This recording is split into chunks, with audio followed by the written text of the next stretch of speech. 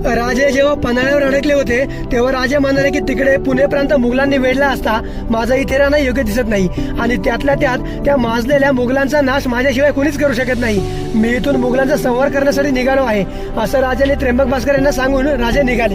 राजे विशाळगडावर सुखरूप पोहोचावं म्हणून बहिर्जी नाईक यांनी आपले कित्येक गुप्तहेर सह्याद्रीमध्ये पेरून ठेवले होते आणि पन्हाळगडापासून विशाळगडापर्यंत सर्व वाटा आपल्या नजरेखालून घातल्या होत्या.